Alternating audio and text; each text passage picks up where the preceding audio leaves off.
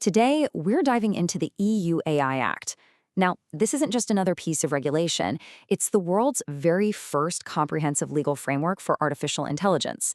It's a huge deal, and it's likely going to set the standard for how AI is governed across the globe. So, let's get right into it. So the big question is, how exactly is Europe planning to pull this off?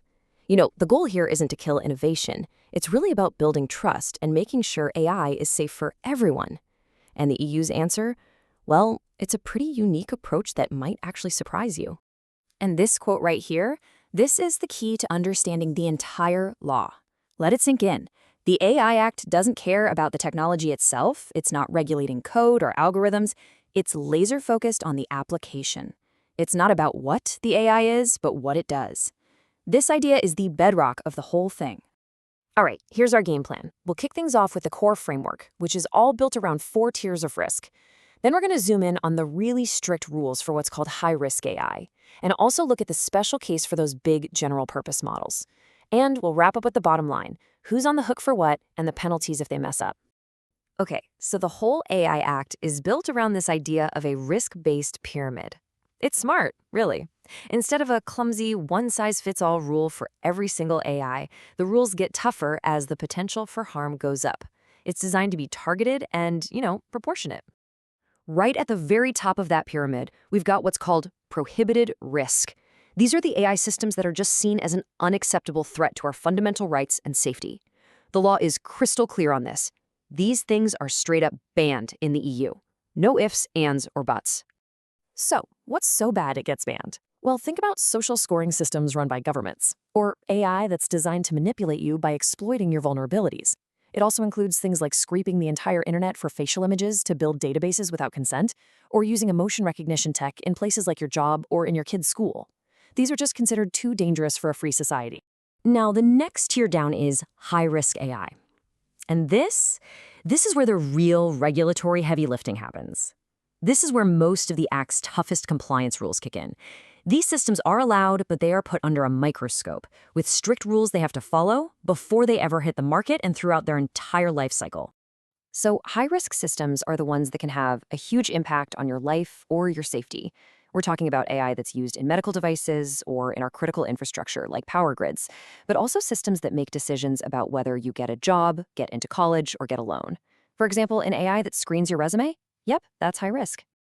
Dropping down another level, we find the limited risk category. And here, the main focus isn't a huge checklist of rules. It really all boils down to one simple core principle: transparency. The whole point is to make sure that you, the user, always know when you're interacting with an AI and not a person.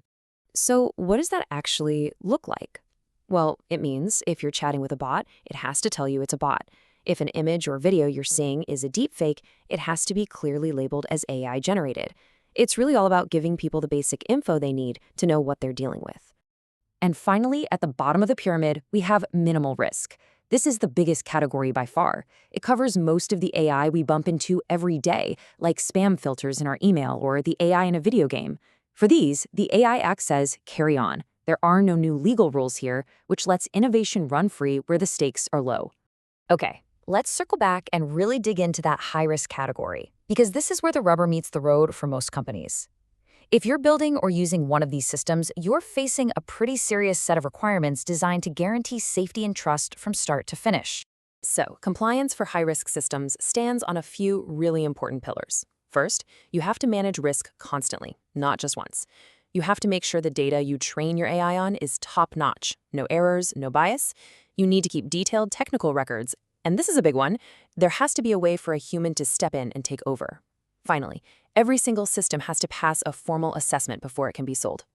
So what about the giants? The powerful foundation models that are behind tools like ChatGPT? The rulemakers knew that these general-purpose AI models, or GPAIs, needed their own set of rules. Why? Because they can be used for almost anything, from something low risk and fun to something incredibly high risk. And they came up with a 2-tier system for them, too. All of these big GPI models have some basic transparency rules, like having to publish summaries of the data they were trained on. But, and this is a big but, for the most powerful models, the ones with so-called systemic risk, the rules get way tougher. We're talking mandatory risk assessments, hardcore adversarial testing or red teaming to find weaknesses, and even reporting how much energy they use. Okay, so we've got the rules down, but who exactly is responsible for following them? And maybe more importantly, what happens if they don't? Let's break down how the Act creates a chain of command for accountability, from the developer all the way to the end user. The Act lays out a few key players in this AI supply chain. The law really shines a spotlight on the provider. That's the one who puts the AI on the market, and the deployer, the one who uses it for work. But it also includes importers and distributors.